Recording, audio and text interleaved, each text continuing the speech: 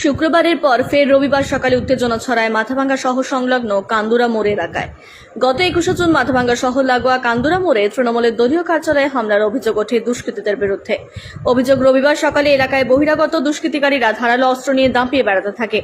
খবর ছড়িয়ে পড়তে এলাকায় উত্তেজনা ছড়ায়। খবর পেয়ে ঘটনাস্থলে মাথাভাঙ্গা থানার বিশাল পুলিশ বাহিনী এবং কেন্দ্রীয় বাহিনী এলাকায় রুট মার্চ করে। এলাকায় পুলিশ ক্যাম্প বসানো হয়েছে। মাথাভাঙ্গা 1B তৃণমূল কংগ্রেসের সহ সভাপতি তথা হাজরাহাট 2 নম্বর গ্রাম পঞ্চায়েতের উপপ্রধান হাসেম আলী জানান, বেশ কিছুদিন থেকে বহিরাগত দুষ্কৃতিকারীরা এসে এলাকায় উত্তেজনা ছড়ানোর চেষ্টা করছে। আজ 2 দুষ্কৃতিকারী রামদানি এলাকায় প্রবেশ করে, তাতে উত্তেজনা ছড়ায়। পুলিশ দুষ্কৃতিকারীদের অবিলম্বে গ্রেফতার করুক, না হলে ভবিষ্যতে বৃহত্তর আন্দোলনে যাওয়া হবে, এমনটাই হুঁশিয়ারি দিলেন হাসেম আলী। বর্তমানে এলাকায় পুলিশের টহলদারি চলছে।